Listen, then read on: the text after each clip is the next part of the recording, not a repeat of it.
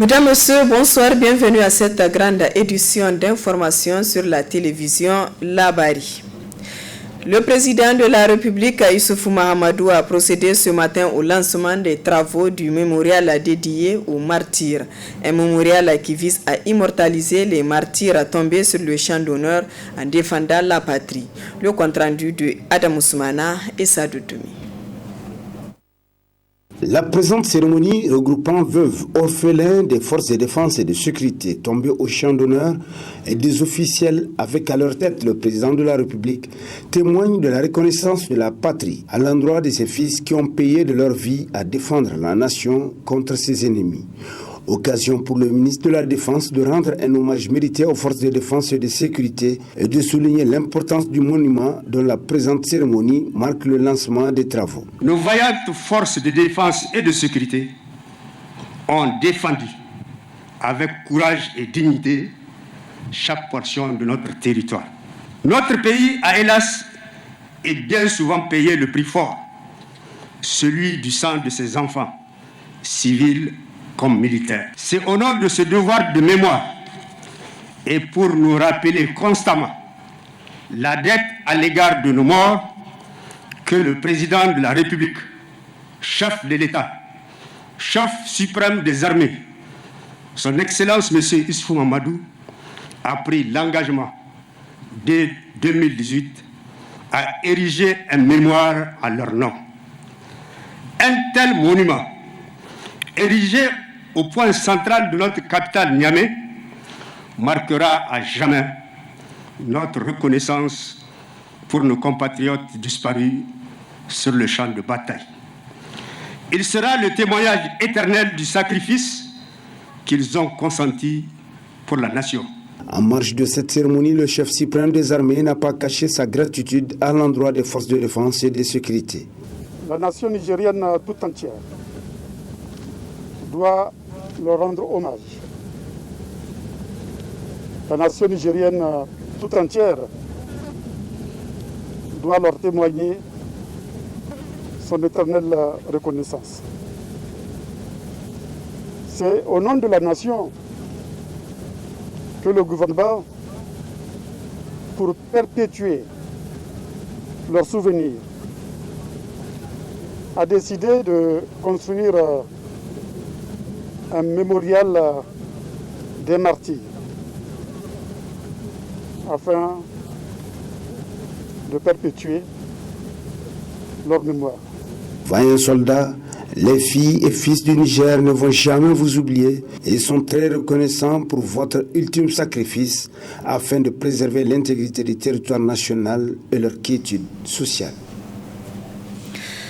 L'Union des travailleurs du transport et assimilés du Niger, UTAN, appelle ses militants à une grève demain, jeudi 15 octobre 2020, pour dénoncer les zones d'ombre qui entourent le processus d'établissement du permis biométrique.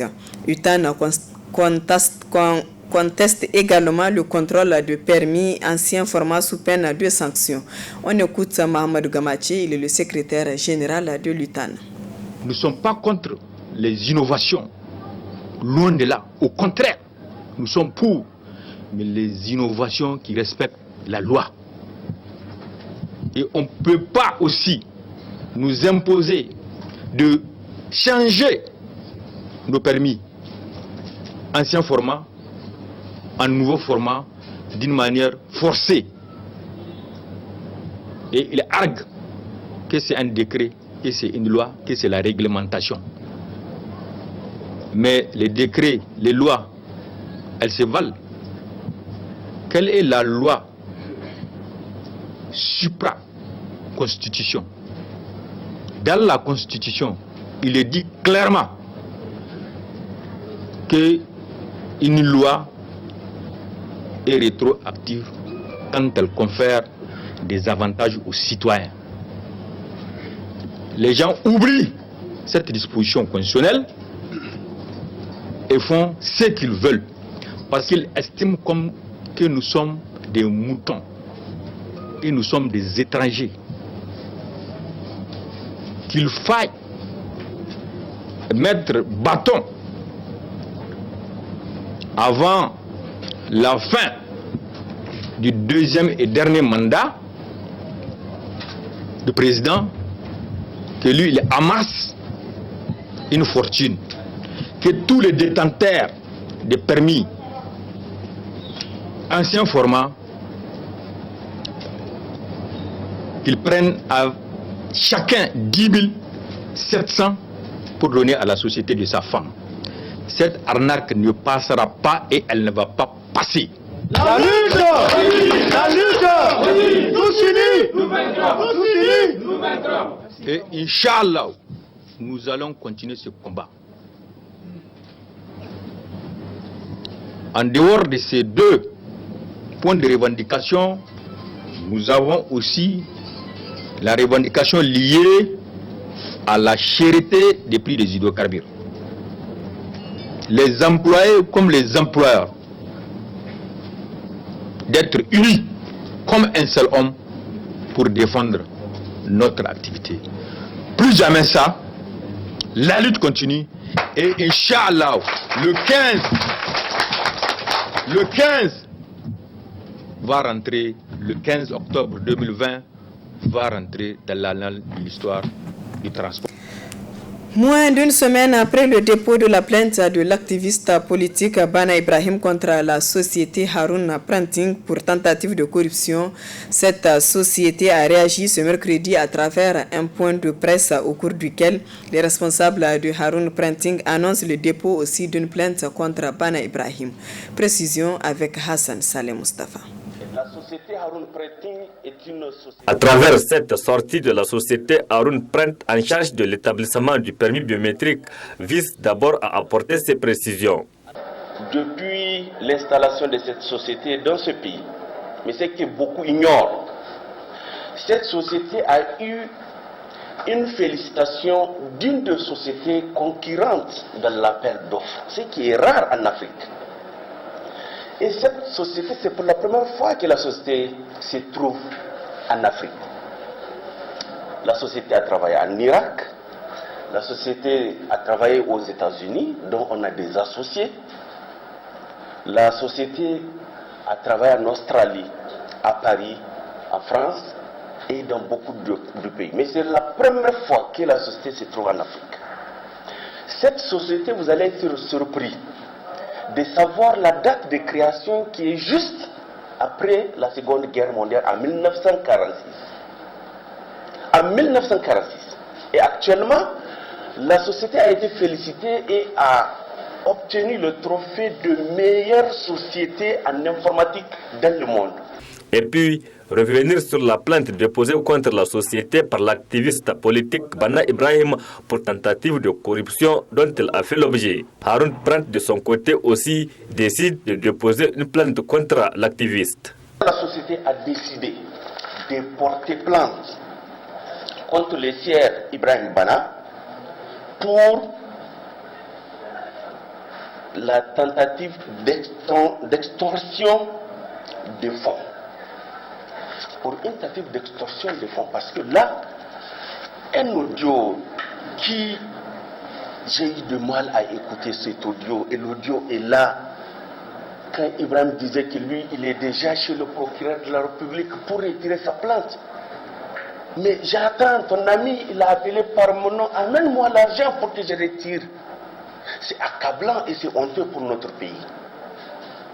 Nous avions eu à soutenir et accompagner ces deux projets, à savoir le permis biométrique et les guichets uniques, vu que c'est un projet rentable, c'est un projet fiable. Et aujourd'hui, les documents qu'on donne comme permis, le document administratif qui est le permis, c'est le plus sécurisé, le document le plus sécurisé dans notre pays. Et le président, ou je ne sais pas, le leader d'une organisation internationale, nous a dit, il y a une semaine de cela, que c'est le document le plus fiable, le plus sécurisé en Afrique. Enfin, le responsable de la société, Haroun Print, rassure les Nigériens sur la crédibilité de la société qui a vu le jour après la Deuxième Guerre mondiale en 1946 avec des résultats concluants à travers le monde selon le responsable. Les agents du secteur de la jeunesse, sport et culture étaient en assemblée générale ce mercredi dans les locaux du ministère de la jeunesse. Une assemblée générale pour faire part à la base de la situation dans laquelle les deux ministères jeunesse et sport et renaissance culturelle se trouvent. Les syndicats décident de ne pas croiser les bras face à cette situation. Reportage Hassan Saleh Mustafa. La lutte continue, la lutte continue, la lutte continue. Tous ces agents du secteur de la jeunesse, sport et culture se sont retrouvés ce mercredi 14 octobre 2020 à l'appel des syndicats du secteur pour dire non à la mauvaise gestion au sein du ministère de la jeunesse, sport et celui de la renaissance culturelle. Une mobilisation donc pour expliquer clairement à la base ce qui se passe au sein des ministères. Si vous prenez le secteur de la jeunesse et du sport, après avoir tout détruit, aujourd'hui on s'attaque au stade général Sénoukoutié. En les dépouillant de ces infrastructures annexes comme le village chinois qu'on veut, que le ministre veut vendre, disons-le, au lieu de dire de mettre en bail, d'accord, mais il y a autre chose. Franchement, c'est pour dire que la situation ne va pas. Ça ne va pas, tout est à terre ici. Donc, nous devons nous mobiliser parce qu'il s'agit de nos intérêts professionnels. Il s'agit de nos intérêts professionnels parce que même nos emplois nous ont été confisqués. Même nos emplois, parce qu'aujourd'hui, ce ne sont pas les cadres de la jeunesse et des sports qui sont techniquement compétents, qui en ont la charge des activités, on a dit n'importe quoi. On a dit n'importe quoi ici, ce n'est plus un ministère.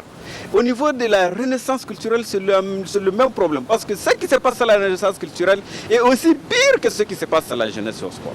Et Dieu merci, il y a une inspection d'État, au moins on en sait un peu plus par rapport à la gestion du ministère de la jeunesse et des sports. Mais nous estimons que la même inspection doit être diligentée au niveau du ministère de la Renaissance culturelle parce que tout ce qui se passe à la Renaissance culturelle est aussi monstrueux que ce qui se passe au niveau du ministère de la Jeunesse et des Sports. Ces syndicats sont plus que jamais déterminés à défendre les intérêts des travailleurs de ce secteur. Toutes les infrastructures aujourd'hui sont en état de délabrement. La seule infrastructure qui a su résister, c'était le stade général Sénoukoutié. Aujourd'hui, le ministre a manœuvré en créant illégalement une agence. Moi, je pense bien que beaucoup de membres du gouvernement ont été trompés parce que s'ils avaient lu ce qu'il y avait dedans, les gens n'allaient pas penser à la création de cette agence, qui est en réalité une agence d'escroquerie. C'est une agence d'escroquerie parce que dans la forme, ça ne peut même pas marcher comme ils veulent faire, ce n'est pas possible. Il faut convoquer un conseil d'administration qui a rejeté ce propos parce qu'il fallait mettre en concession une partie de l'Académie des arts martiaux pour la concurrencer. Une infrastructure déjà de loisirs, on dit de construire à l'intérieur encore une autre infrastructure de loisirs pour dire quoi ? Parce que la loi dit clairement, si c'est les édifices publics, les infrastructures qui doivent être construites autour ou à l'intérieur doivent concourir à l'atteinte des objectifs de cette infrastructure. Et que nul n'a le droit de déformer l'architecture initiale d'un édifice public. Et on veut casser les murs des arènes pour en faire des boutiques. En cas de catastrophe, on fait comment ? Pour les syndicats du secteur de la jeunesse, sport et culture, la mobilisation de tous les agents s'impose face à la dégradation accentuée du cadre du travail dans le secteur du fait de la gestion chaotique au sein des ministères concernés, selon les responsables des syndicats. L'ONG JIMED Jeunesse, Enfance, Migration, Développement a procédé ce matin à la commune 5 de Niamey au lancement de la distribution gratuite ciblée des vivres aux ménages vulnérables. Objectif, contribuer à atténuer les effets des mesures préventives de la COVID-19 sur la sécurité alimentaire de ces ménages.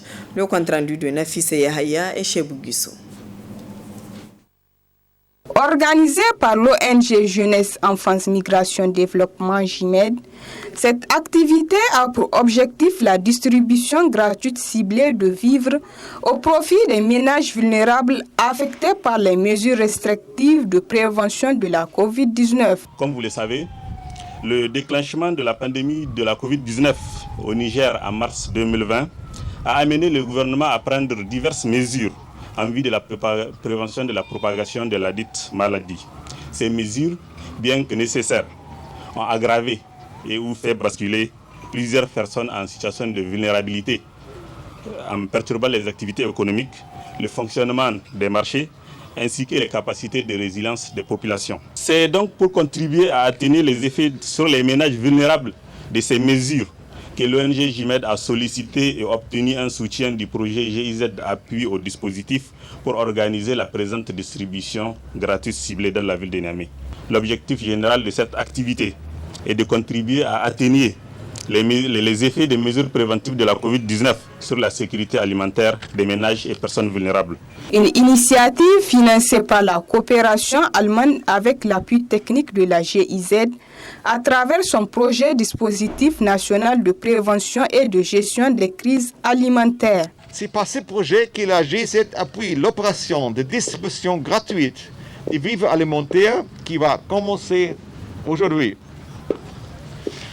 Cette opération a été planifiée avec le dispositif national. Elle a été coordonnée avec les autorités locales de la ville de Niamey. L'ONG Jeunesse Enfants Développement va participer à son opérationnalisation dans les quartiers. Plus de 2000 ménages vont bénéficier de cette opération dans 5 communes de Niamey et spécialement dans les communes 4 et 5 qui ont été très touchés par les inondations. Le premier responsable de la région de Niamey a enfin réitéré ses encouragements à l'ONG JIMED et tous ses partenaires pour avoir initié cette activité combien importante. L'ambassade des États-Unis au Niger a offert ce matin au cours d'une cérémonie un don composé de divers articles, dont entre autres ceux de la lutte contre la COVID-19 et le paludisme. Le don a été réceptionné par le colonel Dodo Aboubakar. Détail avec Ali Sissé Ibrahim et Ibrahim Abdou. L'ambassade des États-Unis au Niger, comme en d'autres circonstances, est venue en appui aux forces armées nigériennes en leur offrant un don de divers articles estimés à $35 000. Ce don fait suite aux inondations qui ont bouleversé la vie de beaucoup de Nigériens. Jimmy Krishki, attaché de défense à l'ambassade des États-Unis au Niger, précise le contenu du don. Aujourd'hui, par l'intermédiaire des bureaux de la coopération militaire et de l'élément d'appui civil et militaire de l'ambassade, le département de la défense des États-Unis verse $35 000 en matériel d'aide humanitaire aux familles des forces armées nigériennes touchées par les inondations, dont 50 stations d'élevage d'éléments, 2 000 barres de savon, 2 000 bouteilles de désinfectants pour les mains, 200 mousquetaires, des vêtements et divers produits d'hygiène. Ces dons de l'ambassade des États-Unis aident la famille à lutter contre la propagation de COVID-19, le paludisme et de la dysenterie en ces temps difficiles. Nous espérons sincèrement que ces articles vous aideront à garder vos enfants en bonne santé et en sécurité au début de cette nouvelle année scolaire. Prenant la parole à cette cérémonie de donation, le représentant du chef d'état-major général des armées, le colonel Dodo Boubacar, a relevé l'engagement des États-Unis auprès du peuple nigérien. À travers ce don, nous avons remarqué que vous aviez visé des objectifs très importants, au-delà de l'impact des inondations, tenant à atténuer, ne serait-ce qu'un temps soit peu, des impacts négatifs, notamment sanitaires du moment.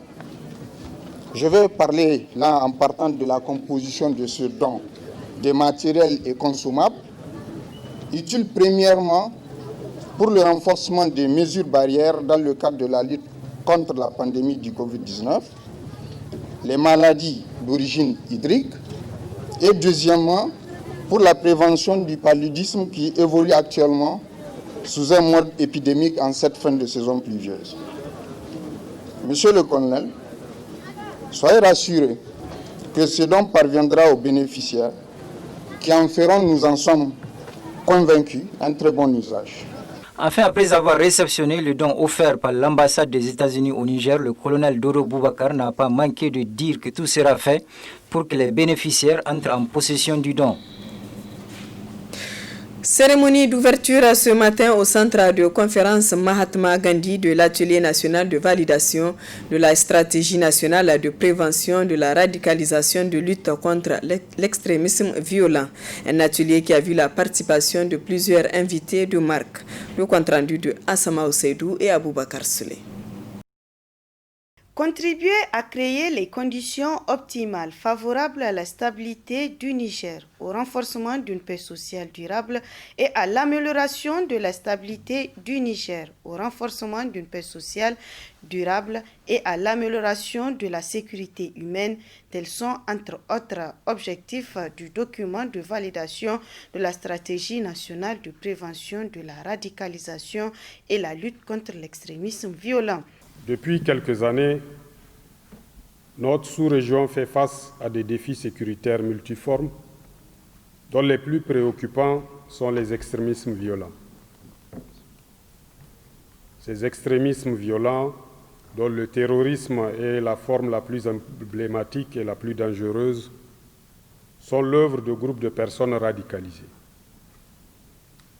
Avec ce lien évident entre extrémisme violent et radicalisation, aucune lutte efficace et durable contre ces extrémismes ne peut se faire sans prévenir la radicalisation.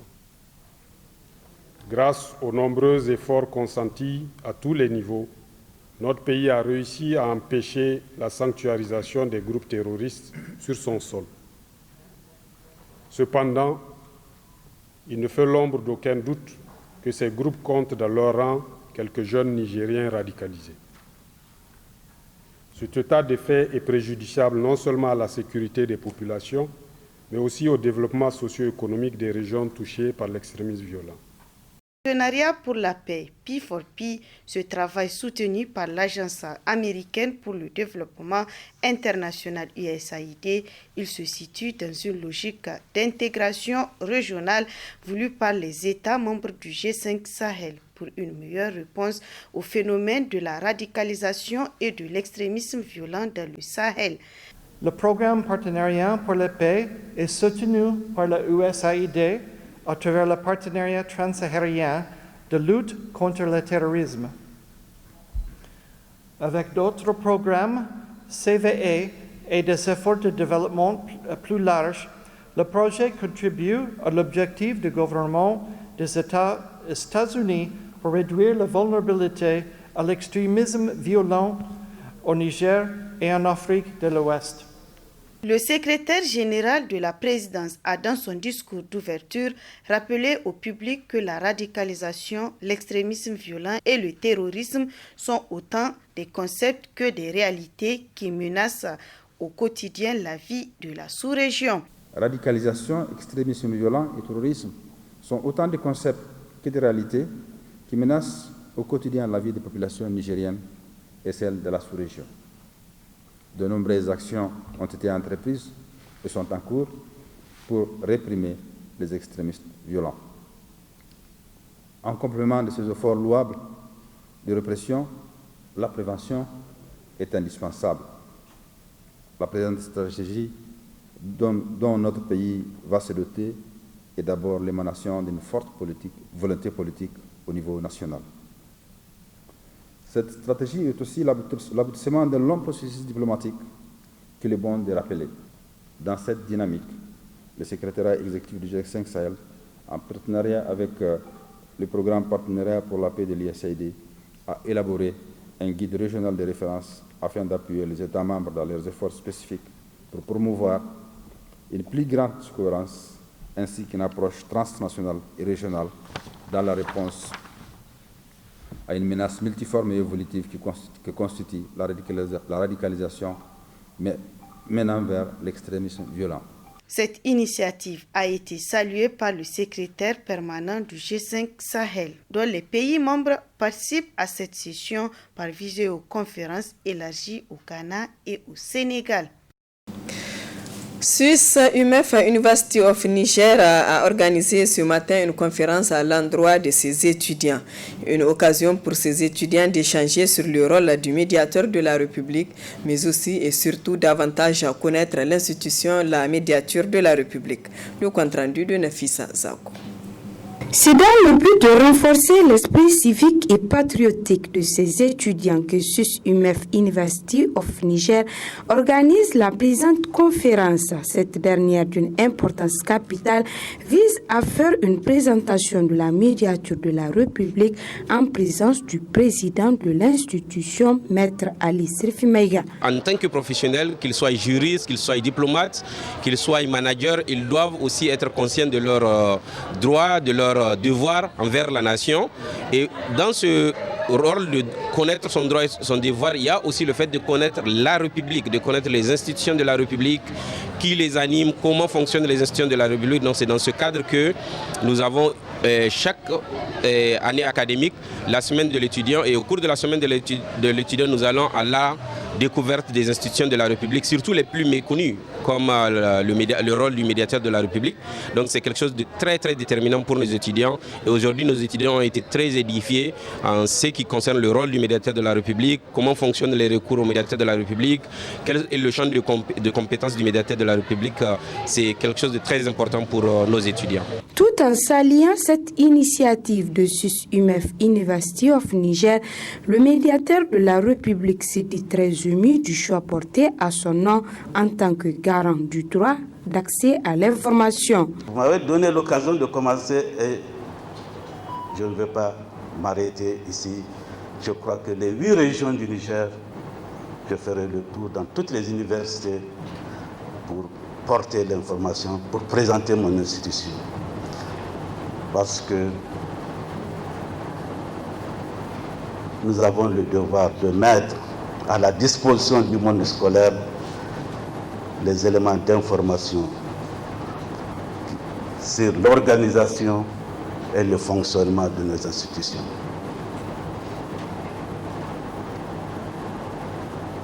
L'absence d'information ou l'ignorance d'information peut miner la confiance que les gens ont dans les services publics, que les gens ont dans les institutions.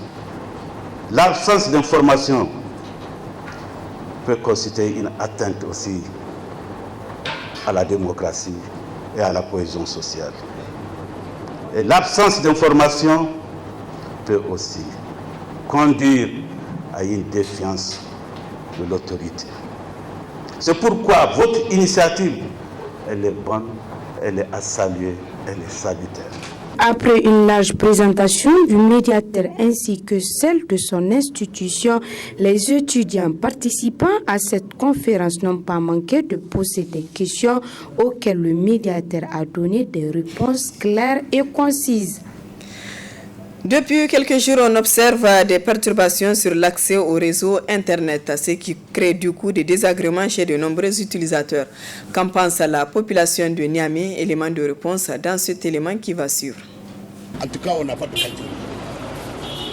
La qualité Internet, la qualité appel communication, rien. On est en train de bouffer de l'argent pour rien du tout. Alors, parfois, tu appelles et d'un seul coup, l'autre ne t'attend pas. Tu appelles allô, allô, allô jusqu'à fatiguer. Et ça compte, on te prend de l'argent. Et le truc, au lieu de te rembourser RTL ou bien Orange ou Sahelcom ou Move, non. Chacun fait ce qu'il veut. On devrait avoir des contrôleurs qui contrôlent la qualité de communication, la qualité de l'Internet. Nous sommes le peuple. Le peuple, nous, on ne connaît pas comment attaquer les réseaux. Et il vient, il faut s'en plaindre, il faut ce qu'il veut. Chacun prend son argent et s'en va. Bon, on ne connaît pas les sources du problème, on nous envoie des notifications toujours pour nous dire que non, c'est une histoire de fibre. Tu vois, c'est un peu déplorable quoi, parce que maintenant on n'est plus à l'aise de ça. Maintenant c'est la 4G, quand on n'a pas les 5G. Donc quand on s'arrête à ça, et puis bon, à chaque fois c'est méchant. Moi par exemple, quand je rentre à la maison à 19h, quand je descends pour entrer dans ma maison, j'ai plus de connexion. Si ce n'est pas de 20h à 23h minutes, là j'aurai de connexion. Ce sera bon, on travaille avec. Et ça vraiment un impact. In babu internet ka san mu ma masu sai da waya kullum sai an zo mu an ce wataran mutane suna cewa matsalan waya ne sai an diba a gani connection kin ne bai kuma ya kamata a ce tun da connection din ya kai har wajen 4G ya kamata a ce an samu abun ya huce damana mana saboda yanzu harakokin kuma akwai wayoyi masu kyau waɗanda suna yin connection yadda ake so amma matsalan nan na connection shine ke kamuna dan cikas kadan. Si un client vient, il donne son argent pour son abonnement, il arrive à la maison, il n'y a pas la connexion, il peut directement revenir te dire que tu n'es pas honnête, ce que tu as fait c'est pas bon, alors c'est pas à notre niveau. Du sport dans ce journal, le stade général Sénoukounché de Niamey a abrité 2 matchs hier après-midi, entrant dans le cadre du tournoi international amical de Niamey. La première affiche a mis aux prises l'équipe A' du Niger contre le Sao du Tchad. 0-0, tel est le score final du match, résumé ici par Ibrahim Tikiri et Chebou Guissou. Après avoir perdu son match contre l'équipe A du Niger le 10 octobre dernier, l'équipe du Tchad était en face de l'équipe A' du Niger en préparation pour les phases finales du CHAN Cameroun 2021. Malgré plusieurs mois sans compétition due à la Covid-19, le 11 national nigérien s'est procuré plus d'occasions de but, malheureusement manquées par la maladresse des attaquants. Au terme des 90 minutes de jeu, Tchadiens et Nigériens se sont quittés sous le score vierge de 0 but partout. L'entraîneur de l'équipe visiteuse s'est réjoui de l'opportunité offerte par la tenue du tournoi international amical de Niamey, dont le bilan s'est soldé par une défaite et un match nul. On a eu en face une équipe de A' qui a montré qu'elle est très bien organisée, elle est en place et c'est une équipe joueuse. Comme on le dit, c'est un match de football, c'est sûr, mais ça ne se ressemble pas. Moi, je pense que ce match était plus difficile que le match avec les A. Parce que là, on sait que les gars étaient bien en place. Pour que nous procurions les occasions, ce n'était pas facile. Mais la fois passée, on est arrivé plusieurs fois devant le but. Mais là, c'était un peu plus difficile. On est bien accueillis, on est un pays hospitalier. Et le tournoi nous a vraiment édifiés. Et je pense que dans les prochaines journées FIFA, si on peut avoir encore ce tournoi, ce serait une bonne chose pour nous. Quant à Haroun Doula, entraîneur de l'équipe A' du Niger, le match a été un vrai test, tout en insistant sur l'opportunité d'avoir d'autres matchs amicaux avant l'échéance du Cameroun. On sort de 7 mois d'inactivité. Les joueurs viennent de reprendre avec l'équipe nationale. Ça consistait à une phase de remise en conditions physiques. Pratiquement là, nous travaillons que l'endurance depuis que nous avons commencé. Ça fait à peu près 4 semaines que nous nous entraînons et nous avons travaillé que les aspects physiques, que la course et le jeu, sans trop se préoccuper de la manière et autres. Il faut d'abord remettre tout ce monde-là. On a déjà un programme que nous tentons de mettre en œuvre. C'est déjà cette reprise. En novembre, on a demandé dans la même formule un tournoi à Niamey ou ailleurs, dans un des 4 pays de la sous-région qui sont qualifiés. Et là, même le Maroc est intéressé pour un tournoi en novembre. Bon, ce n'est pas à moi de l'annoncer, mais on peut espérer avoir le Maroc ici pour jouer en novembre. Et un dernier tournoi final à 4 en décembre au Cameroun, avec l'équipe du Cameroun et d'autres équipes. Je pense que le programme est bien fourni. C'est pour ça que nous ne nous précipitons pas à la préparation. Nous allons aller étape par étape en respectant déjà ces programmes de compétition. Le MENA version CHAN sera certainement renforcé avec le démarrage de la Super League annoncé pour le 23 octobre prochain. En deuxième heure, l'équipe A du Niger était face à celle de la Sierra Leone. Victoire des poulains de Jean-Michel Cavalli sur le score d'1-0. Une réalisation signée Issa Abdoulaye à la 54e minute. Réaction d'après-match, suivant d'abord l'entraîneur de la Sierra Leone. On l'écoute. Aujourd'hui, on a perdu contre le Niger. Je viens de prendre l'équipe. Ça fait 3 mois de cela. Je fais 1 mois de travail avec des jeunes. Donc, je pense qu'on a fait 2 matchs. On a perdu contre la Mauritanie 2-1. Aujourd'hui encore 1. J'avais invité 13 professionnels. Ils n'ont pas pu venir.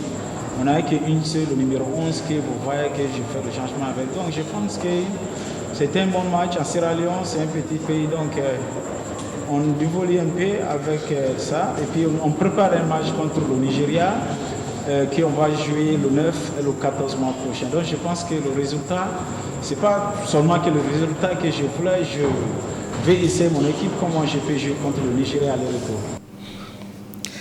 Pour Jean-Michel Cavalli, sélectionneur du MENA, il a salué la détermination de ses joueurs face à une bonne équipe de la Sierra Leone. On l'écoute. Je voudrais tout d'abord féliciter les joueurs. Je voudrais féliciter les joueurs parce qu'ils ont rejoué 3 jours après.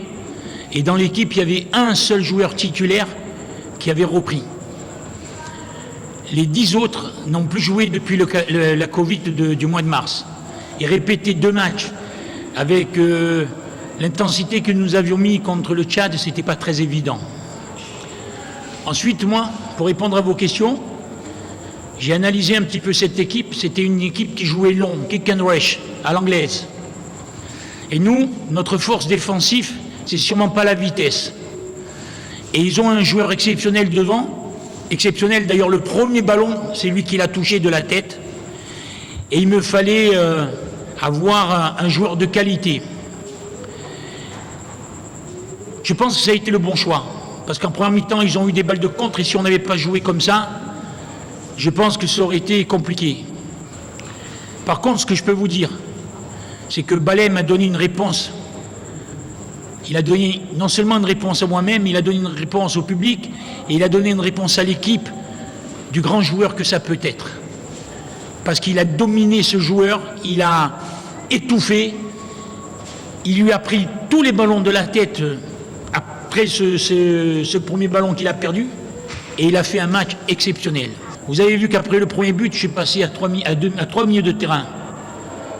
Récupérateur parce qu'il fallait les prendre en compte grâce à la vitesse de Issa. Donc tout est stratégique, c'est moi. Votre rendez-vous hebdomadaire à chronique judiciaire à présent. Cette semaine, il traite du thème le mandat et sera développé par Maître Alfred Emmanuel, juriste. Très bonne réception.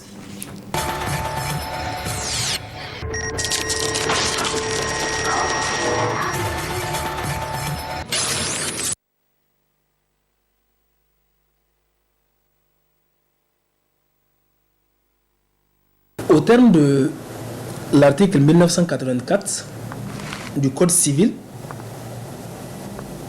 le mandat ou la procuration est un acte par lequel une personne donne à une autre le pouvoir de faire quelque chose pour le mandant ou à son nom. Donc, dans cet article 1984 du Code civil, on retrouve la définition du mandat. Et là, nous voyons qu'il s'agit d'une personne qui donne à une autre personne le pouvoir de la représenter ou de faire une chose en son nom et pour son compte. C'est ça la définition du mandat. Mais le mandat, c'est un acte ou bien c'est une activité quand même, ou bien c'est un contrat qui a un intérêt considérable parce que les parties en font recours régulièrement. C'est le cas, ou bien c'est un mécanisme de représentation important pour certaines personnes qui peuvent, ou bien qui ne peuvent pas accomplir elles-mêmes certains actes. Donc là, dans cette situation, elles donnent mandat à certaines personnes de les représenter et agir en leur lieu et place. Donc, c'est un contrat qui a des caractéristiques. Nous allons voir ici les différentes catégories, ben, si vous voulez, les caractéristiques du contrat de mandat. Premièrement, le contrat de mandat, c'est un contrat de représentation. Donc là, dans ce contrat, nous voyons une personne qui représente une autre personne. Donc la première chose ici, c'est la représentation. La deuxième caractéristique, si vous voulez, c'est un contrat consensuel. Il y a un consentement des parties. Les parties se sont engagées de manière consensuelle. L'autre s'est engagé en connaissance de cause en demandant à l'autre de la représenter. Et par ce fait, elle donne pouvoir, elle donne mandat à l'autre personne d'agir en ces lieux et places. Donc ici, ce n'est pas un contrat qui est né au hasard, mais c'est un contrat qui est né parce que les parties l'ont désiré, elles l'ont souhaité et sont engagées dans cette situation. Donc c'est un contrat consensuel. Troisièmement, le contrat de mandat, c'est un contrat temporaire parce qu'il n'est pas perpétuel, il n'est pas éternel. C'est un contrat qui arrive à expiration dès l'instant où la mission pour laquelle vous avez été mandaté prend fin. Votre contrat prend fin. Si par exemple vous mandatez une tierce personne de vous représenter lors d'une réunion ou bien lors de certaines assises, et bien après les assises, le mandat est fini. Donc le contrat de mandat est temporaire. Tout comme vous pouvez mandater l'avocat de vous représenter dans une procédure. Quand la procédure prend fin, et bien le mandat de l'avocat il est fini. Donc vous voyez ici, le contrat de mandat est un contrat qui est temporaire. Le contrat de mandat est également un contrat intitut personae. Et c'est là une caractéristique fondamentale du contrat de mandat. Parce que l'intitut personae veut dire le choix de la personne. C'est-à-dire que c'est votre personne qui est choisie pour vous confier ce mandat ou cette mission. Vous n'avez pas choisi la personne au hasard. Vous l'avez choisi eu égard à sa valeur morale, éthique et professionnelle. Parce que vous croyez en sa probité. Ou bien vous croyez en ses capacités d'accomplir cette mission. C'est là le caractère intitut personnel du mandat. Autrement, si c'était une autre personne, peut-être que vous ne l'aurez pas choisi. Donc, le caractère intitut personnel du contrat veut dire tout simplement la confiance que vous avez dans cette personne en lui demandant de vous représenter. Alors, voilà les caractéristiques du contrat de mandat. Maintenant, quels sont les effets que produit un contrat de mandat? Si vous demandez à une personne de vous représenter et d'agir en votre lieu et place, qu'est-ce que cela peut avoir comme effet, comme conséquence dans vos relations? Le contrat de mandat a pour effet de créer des obligations à la charge des deux parties, pour le mandant et pour le mandataire. S'agissant du mandataire, celui qui reçoit le mandat d'agir en lieu et place d'une personne, s'agissant de ces obligations, le mandat a pour obligation d'accomplir la mission pour laquelle il a été mandaté. Si vous êtes mandaté pour faire une chose X, vous êtes tenu d'exécuter la chose X. Vous êtes mandaté de vendre, vous êtes tenu de vendre. Vous êtes mandaté de représenter, vous êtes tenu de représenter. Deuxième condition, ou bien deuxième obligation du mandataire, c'est que ce dernier a une obligation de rendre compte. Si vous mandatez une personne pour faire quelque chose en votre lieu et place, après avoir accompli la mission, l'intéressé doit normalement vous rendre compte de sa gestion ou vous rendre compte de ce qu'elle a accompli pour vous et en votre nom. Ça, c'est la moindre des choses. Maintenant, après ces obligations du mandataire, le mandant, celui qui donne mandat, a également des obligations. Parce que si vous demandez à une personne d'accomplir des actes ou bien de vous représenter, cela veut dire que cette personne a besoin des moyens pour accomplir sa mission.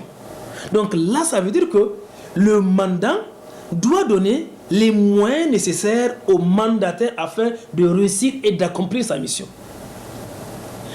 Tout comme, si on va un peu plus loin, le mandant a également l'obligation de rembourser tous les frais qui ont généré par l'accomplissement de la mission.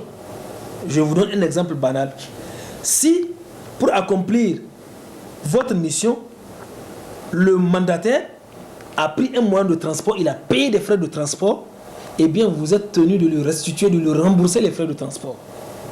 N'est-ce pas? C'est logique, c'est la moindre des choses. Si le mandataire, peut-être, dans le cadre de l'accomplissement de votre mission, il a dû payer des factures dans la mission, vous êtes tenu de payer les frais équivalents à cette facture.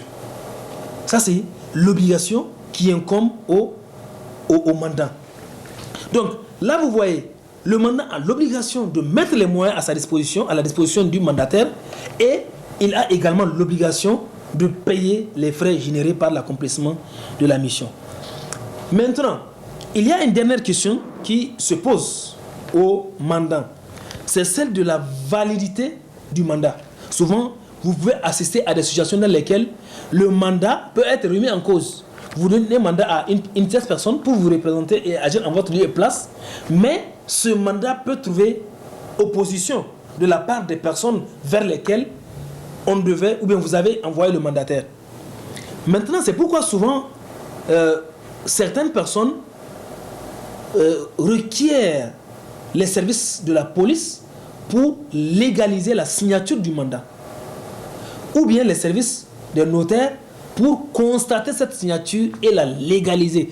Et cette légalisation donne plus de foi, plus de crédibilité au mandat. Cela vous donne ou bien si vous la latitude ou bien l'aisance dans l'accomplissement de votre mission. Dès que vous prouvez que vous avez le mandat de telle personne et que ce mandat est reconnu par une autorité, notamment un officier ministériel, le notaire, ou comme la police, donc là, cela crédibilise votre mandat et facilite l'action du mandataire. Mais ce qui est sûr, dès l'instant où le mandant signe le mandat, donne le mandat, ce mandat, il est valide parce qu'il a été légalement donné.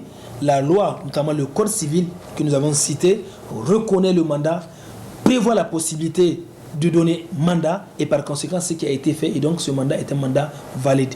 Ça, ou bien la matérialisation de la signature, la légalisation de la signature devant un officier ministériel contribue à encore donner plus de crédibilité, plus d'aisance au mandataire dans l'accomplissement des formalités ou de la mission que le mandat lui a accordée.